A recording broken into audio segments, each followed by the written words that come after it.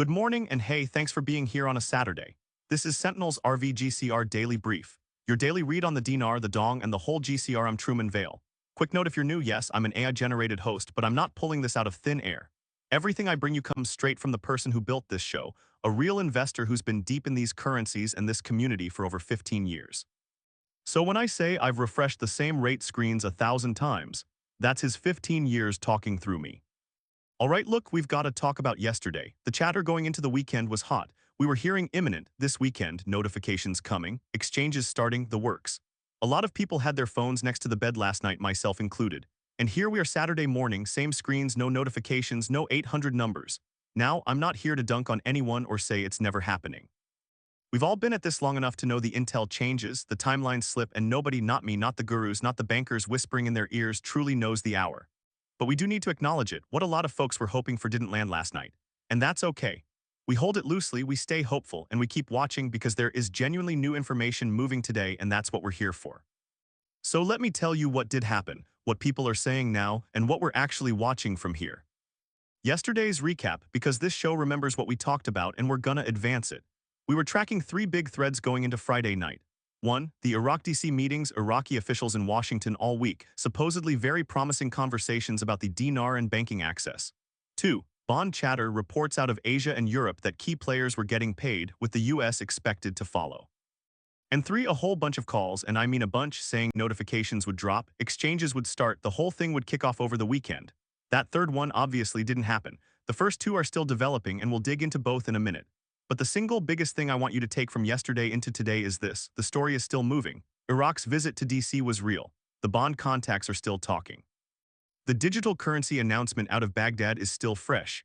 None of that stopped just because the weekend call didn't land. So we stay calm, we stay informed, and we watch what actually unfolds, not what we hope unfolds on any given timeline. Let's go currency by currency and pull out what's real. Iraqi dinar, a couple of genuinely new pieces here. First, Iraq's delegation wrapped up meetings in Washington this week, and the word going around is those conversations were very promising and could lead to something significant with the dinar's reinstatement in the very near future.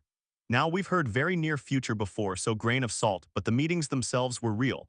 The topics were banking access and investment frameworks, and that matters. Second, there's a report out of Baghdad that an economic expert projected a continued increase in the dinar's value in the coming days, tied directly to the impact of the Prime Minister's DC visit and new U.S. Treasury guidance that qualifies more Iraqi banks for non-dollar foreign currency transactions.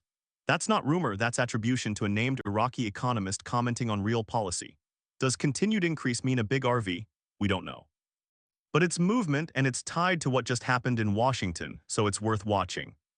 Third, Iraq's CBI governor gave approval this week for the country to move forward with a digital currency system in July. That announcement came out Wednesday. Some voices are reading that is connected to or even a precursor to a revaluation. Could be. Could also just be Iraq modernizing its payment rails like a dozen other countries are doing. We watch it, we don't overinterpret it. And then the rate itself, because this is the number everyone checks 10 times a day. The US dollar closed Saturday trading in Iraqi markets at right around 150,000 dinars per $100. That's about 1,500 to 1. Same neighborhood it's been. No RV on the screens yet, and yes, I checked this morning just like you did. One other thing making the rounds: word that Iraq signed memorandums of understanding with Iran yesterday and will sign additional MOUs next week, with about $200 billion in new revenue heading Iraq's way. If true, that's huge for Iraq's economic position, and economic strength is exactly what you'd want to see before a currency move. But again, we're taking it as chatter until we see the documents. Vietnamese dong. Quiet on the dong this week, honestly. The one data point: the US dollar ticked up about 0.23% against the dong on the black market, greenback selling around 26,420 dong, while Vietcombank held its official rate steady at 26,510. So no RV there either. But, and this is interesting, there's speculation that Vietnam's prime minister could be heading to Washington soon, based on recent meetings with the newly appointed US ambassador in Hanoi. If that trip happens, we'll be watching it for the same reasons we watched Iraq's: banking access, trade frameworks, anything that greases the rails for a currency move.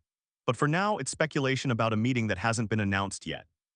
And the Zimbabwean ZIM is still the wild card in all this, because there's no operational news, it's all bondholder chatter and redemption center talk.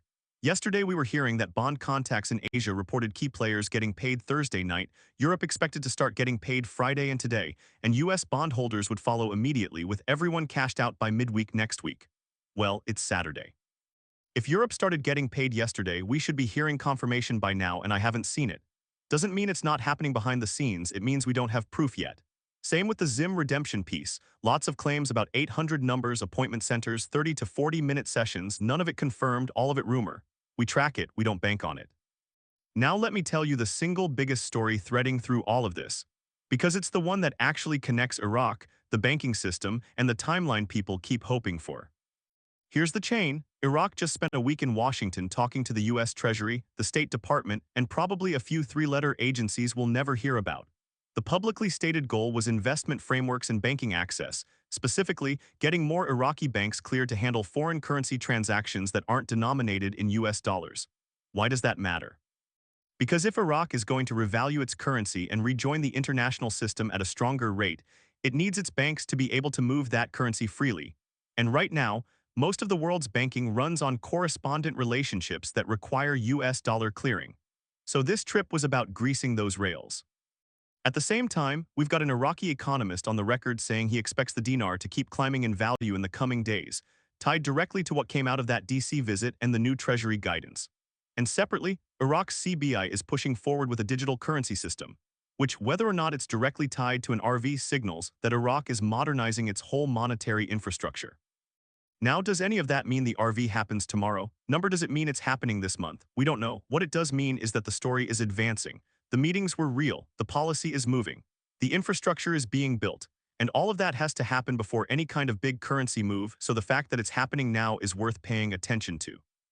The thinking goes like this. If Iraq comes back from DC with new banking clearances, and if the CBI rolls out its digital currency platform, and if the MOUs with Iran bring in the revenue everyone's talking about, then Iraq is in position to pull the trigger on a revalue whenever it's ready. The question is when they're ready, and that's the part nobody knows. So here's where we stand. The weekend calls didn't hit, we acknowledge that, we're not pretending otherwise, but the story kept moving. Iraq's in Washington getting the banking rails cleared. The CBI's building a digital currency system. An Iraqi economist is on the record saying he expects the dinar to keep climbing. The bond contacts are still talking about payments rolling through Asia and Europe. None of that stopped just because we didn't get an 800 number last night. And honestly, this is exactly why I built my whole morning around the app. Everything we just talked about, the DC meetings, the CBI approval, the bond chatter, the economist's call, the rate screens, all of it hit the app the moment it landed, 24/7, any hour you want it. You didn't have to wait for me to tell you this morning. If you'd flagged the dee-nar or any of the voices covering Iraq in your free notifications, it was on your phone the second it posted. You pick exactly which gurus, which currencies, which kinds of claims ping you, and you mute the rest. No more drowning in 10 feeds trying to piece it together. It's all in one place, free on your phone the instant it breaks. Let's talk about what to actually watch from here. First, those bond payments.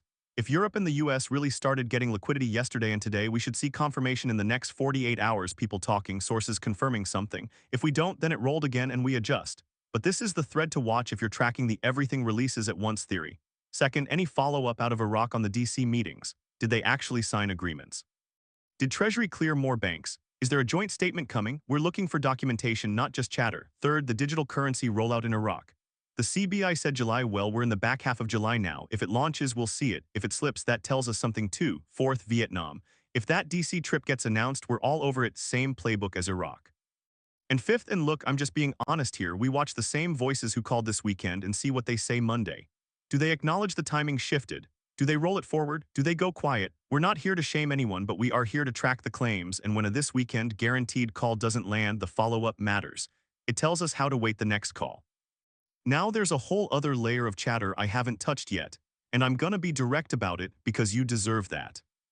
There were claims yesterday that Tier 4B received an activation code, that 847 billion accounts are unlocked, that wealth transfer begins in 72 hours, that the US dollar gets abandoned Monday, that the internet shuts down for 3 days starting tomorrow, that the emergency broadcast system goes live, that military tribunals start next week. I mean, the list goes on. And I'm just gonna say it, we have no evidence for any of that. None. It's not that I think the people sharing it are lying, I think they're passing along what they heard and they believe it and they're hopeful just like the rest of us. But we can't report it as news because there's nothing to back it up. So we note it, we hold it at arm's length, and we wait to see if anything actually happens. If the internet shuts down tomorrow, we'll all know. If it doesn't, we'll know that too. Either way, we don't lose our heads over it today. Here's the bottom line, and I mean this warmly. We've been hearing this weekend and imminent and any day now for a long time. Long enough that I've learned to take every single piece of it with a grain of salt, not because I don't believe it'll eventually happen, but because getting too high or too low over any one call is exhausting, and it's not smart. What is smart is staying on top of all the information, seeing where the story is actually developing, and making calm decisions based on the whole picture instead of one breathless rumor. And that's what we do here. We pull it all into one place. We tell you what's new, what's real, and what's still just chatter. We give you the context so you can be informed and hopeful without losing your mind. And we do it every single morning, not because we think we know the date, but because this community deserves someone who'll keep it honest and keep it organized while we all wait for the thing we've been waiting for. So take a breath. We're still here. The story's still moving. And we'll be back tomorrow morning to tell you what moved next. Before I let you go, if you haven't grabbed the app yet, do it today. GCR Sentinel is live right now on the Apple App Store. Just search GCR Sentinel or head to gcrsentinel.com. It's a free download and most of the features are free to use. The big one, free custom notifications. You tell it which gurus you follow, which currencies you care about, which kinds of claims you want to hear, and the second something drops, it's on your phone. No waiting for tomorrow's show, no hunting through a dozen Telegram channels at midnight. And here's the thing, VIP membership, which gets you the deeper alerts and the power user tools, is free right now. Seriously free. That will not last forever, so if you're the kind of person who wants the edge, grab it while it's free. Google Play is coming very soon, but if you're on Android, GCRSentinel.com still works today as a free install while you wait. And one more thing coming soon, VIP member Q&A. You'll be able to send in your questions and I'll answer them right here on the show. Real questions from real people in this with us. Watch for that. If this is useful to you, and I hope it is, hit subscribe so you don't miss a morning. And if you know someone trying to piece this together the hard way, 10 tabs open, 5 feeds running, send them here. That's exactly who we built this for. All right, that's Saturday's read. Same screens, same hope, same fight. We're in this together and we'll see you tomorrow morning. I'm Truman Vale. Stay hopeful, stay smart, and we'll talk soon.